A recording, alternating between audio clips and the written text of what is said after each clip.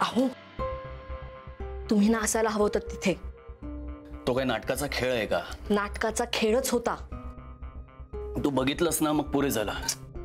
वंसना आणि उर्मिला अगदी नाक रगडून माफी मागायला लावली नंदिनीनं. नाक रगडून वगैरे काही नसेल, माफी मागितली असेल. तेच ना, म्हणजे शेवटी नमतं घ्यायला लावलंच ना तिनं. नमतं घेण्यात काय चूक आहे? पण नंदिनीला बाकी मानलं पाहिजे. नाही म्हणजे वाटली होती तेवढी नेभळट आणि बिंडोक नाही ती. तुला तू सोडून इतर सगळ्या बायका नेभळट आणि बिंडोक वाटतात, म्हणजे त्या तशाच असतात असं नाही. मी तुम्हाला काय सांगते आणि तुम्ही काय बोलताय? एकतर ना माझ्याकडे तुझ्याशी बोलत बसायला वेळ नाहीये. मला दादांशी बोलायचं आहे, सुनील बद्दल.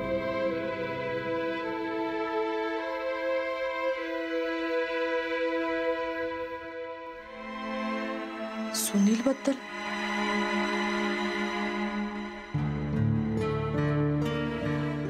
हरिओम हरिओम. झालं ना आता सगळं. माफी मागितली की आदितीनं मागितली, उर्मीनंही मागितली. आपल्या घरामध्ये पाहुण्यांचा अपमान नको म्हणून केलं सगळं. नाही होणार हो अपमान. आणि आता मी ही जातीनं लक्ष ठेवत जाईन पोरींकडे. लहान आहेत हो, मुद्दाम कोणी काही नाही बोलत. आणि बोलताना तसा काही दुष्ट हेतू नसतो ही मनात. माणूस आहे, कमी जास्त बोललं जाणार कधीतरी काहीतरी. तर लहानपणी आदिती आणि नंदिनी यांची काय कमी भांडणं व्हायची? आता मोठ्या झाल्यात त्या, आता समजूतदारपणे वागायला नको. आपल्या पोरी अशाच आहेत हो, मनात नसतं काही त्यांच्या. तुमचे चिरंजीव मात्र मागे हटायला तयार नव्हते. जाऊ दे ना आता तो विषय. नंदिनीचा त्यांनी एवढा राग का करावा याचं कारणच कळत नाही मला. आहे तो जरा तापट. हे त्याच्या वागण्याचं समर्थन नाही होऊ शकत. पण त्याचा काही संबंधच नव्हता ना. ना तो नंदिनीशी कधी काही बोलतो, ना कधी काही तिच्या वाट्याला जातो. लहानपणापासूनच आहे त्याचं. तिच्यापासून लांबच असतो तो. लांब राहणं वेगळं आणि माणुसकी सोडून वागणं वेगळं. बदलेल हो हळूहळू त्याचं वागणं. तुमचं झालं का परत पाठीशी घालणं सुरू? मला माझी मुलं माझ्या जवळ असायला हवी आहे. तुमचं सगळं मला कळतंय हो, पण मुलांना मी नाही दूर लोटू शकत. मला माझं घर, माझा संसार, नवरा, मुलं बाळ, लेकी सुना सगळं सगळं हवं. तेच तर माझं विश्व आहे. ते जपण्याचा आणि जोडण्याचा मी प्रयत्न करतेय. घरच तुटलं तर मग काय राहिलं? घर तुटण्याच्या गोष्टी कोणी करत नाहीये हो. म्हणूनच म्हणते, पुनर्वसू काही आपल्या रामचंद्र सारखा नाही. आपण म्हणू ते करायला.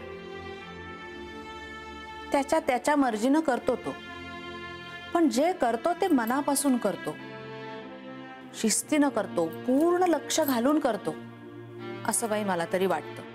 एकदा का त्याच्या हातात काम दिलं ना की ते झालंच म्हणून समजा. मग आपल्याला विचारावंही लागत नाही कुठपर्यंत आलं म्हणून. म्हणून तर आपण त्याला मठाधिपती.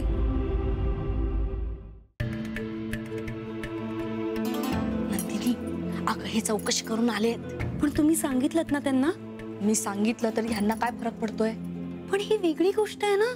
अगं हो, पण ह्यांचं कसं आहे माहितीये का, मी जर का ह्यांना सांगितलं की एखादा माणूस चांगला नाहीये, तर ह्यांची खात्रीच पटते की तो माणूस चांगलाय. मग आता दादा खुश आहेत. पण मी नाहीये ना. का पण? मला नाही करायचंय हे लग्न. अगं मुलगा चांगला असेल तर काय हरकत आहे? चांगल्यापेक्षा मला हवा तो आहे का हे महत्वाचं आहे. हे बघ, मुलगा चांगला आहे, आवडेल तुला. शक्यच नाही. का? तुम्हाला हे नंतर सांगेन. पण मग आता हे सगळं थांबवायचं कोणी? तुम्ही. मी? अगं मी कसं काय? तुमचा नातेवाईक आहे ना तो. मग तुम्ही जे सांगाल त्याच्यावर दादा जास्ती विश्वास ठेवतील. अगं अहो दादा, दादांना कसं काय? मी दादांना बाई मी कसं काय सांगणार आहे?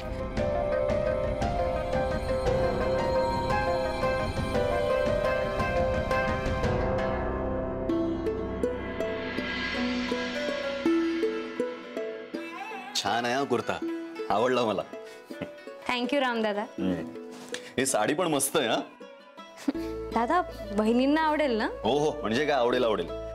अगं उर्मी, पण तू कशाला एवढा सारा खर्च करत बसलीस उगाच? आपल्या माणसांसाठीच तर केलाय. तो सुनील तुझ्या ओळखीचा आहे म्हणे. ओळखतो म्हणजे आम्ही प्रत्यक्ष भेटलो नाही हो, पण फार ऐकलंय मी त्याच्याबद्दल. चांगला आहे, चांगला मुलगा आहे तो.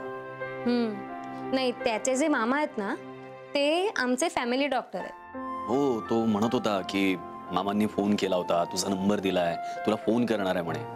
नाही, मला पण काकांनी दिला होता त्याचा नंबर. मी विचार पण करत होते की कॉल करूया, पण नंदिनीसाठी. उत्तम आहे. खरंच? हो, तो नंदिनीला अगदी सुखात ठेवेल बघ. हा ग उर्मी, हा, उर्मीने साडी आणली तुझ्यासाठी. हा ग बाई, छान आहे हो रंग. आवडला ना रंग? खूप. बरं झालं. काय ग, पण अचानक साडी कशी काय? अहो सहजच, म्हणजे पुण्याला गेले होते ना तर सगळ्यांसाठीच काही ना काहीतरी आणले. खरंच छान आहे साडी. नेसेन हो कुठल्या तरी समारंभाला. हो, आता नंदिनीच्या निमित्तानं आपल्या घरात समारंभ होतीलच.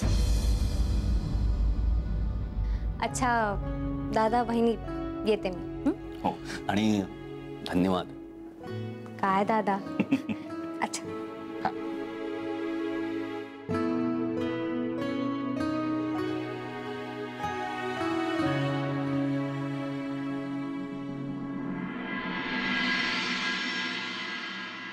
एकंदर सगळं चांगलं वाटतंय अक्का मला.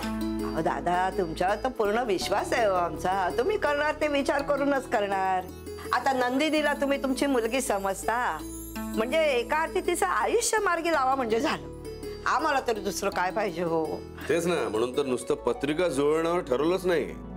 रामला धाडलं होतं चौकशी करायला. त्याच्या कामाच्या ठिकाणी मित्रमंडळी, नातेवाईक, शेजारी पाजारी सगळ्या ठिकाणी रामने अगदी नीट चौकशी केली. सगळ्यांनी अगदी एकमुखाने सांगितलं, मुलामध्ये नावं ठेवण्यासारखं काहीही नाही. आई आहे, बहिणीचं लग्न झालेलं आहे, छोटंसं का होईना पण स्वतःचं घर आहे, कायमची नोकरी आहे, व्यसन नाही कसलं, शिवाय संगीताची आवड आहे म्हणे. आपल्या मठामध्ये येतो भजनासाठी. अगो बाई, म्हणजे देवबीव करणारा आहे की काय? तेच ना, मुलगा अगदी आपल्याला हवा तसा आहे. चला, बरं झालं नाही का? तेच म्हटलं एकदा तुमच्याशी बोलावं. तुम्ही म्हणत असाल तर पुढची बोलणी करूया. म्हणजे बघण्याचा वगैरे कार्यक्रम करायचा ना आपण? तेच आता जोशीबुवांशी बोलतो. तुम्हाला चालणार आहे ना? अहो, न चालायला काय झालं? नंदी एकदा चांगल्या घरात जाऊन पडली ना की झालं, आम्ही सुटलो. हो, सुटाल कशा? पुढचं करायचंय की सगळं? अहो, आता मी म्हातारी कुठे काय करणार? तिच्या सासरच्यांना आधीच बजावून ठेवायला हवं. हिला माहेर नाहीये, त्यामुळे बाळणपण आणि नंतर जे काही सगळं करायचं असतं ते तुमचं तुम्ही करा, हो की नाही? अहो, माहेर नाही असं काम, हे तिचं माहेरच आहे की. आम्ही म्हणालो सुद्धा होतो, माई तिचं अगदी माहेरपण, बाळणपण सगळं करायला तयार आहे. हो, म्हणजे काय, तिचं हक्काचं घर आहे हे. देव करो आणि तुमच्यासारखे देव माणसं सगळ्यांना लाभो. अहो, देव वगैरे काय नाही हो अक्का. उलट आम्हालाच अपराधी वाटतं नंदिनीच्या बाबतीत. जाऊ द्या हो, चालायचं. आणि तुम्ही काही मुद्दाम केलंय का? आता तुम्ही जे काही करताय ते काही कमी आहे का? नाही, मी एकदा बोलते नंदिनीशी, बघू ती काय म्हणते. मग लवकरात लवकर एकदा तिला तिच्या घरी जाऊ दे, म्हणजे आम्ही सुटलो. किती दिवस तुमच्या दाराशी पडून राहणार होती? सुनील एवढा वाया गेलेला दुसरा कुठलाही मुलगा मी माझ्या आयुष्यात बघितला नाही. 14-15व्या वर्षीच त्याला व्यसन लागलं. पुढे तो कॉलेजला गेला तर मुलींच्या भानगडी सुरू झाल्या. अहो, मारा बिरायचा हो तो मुलींना.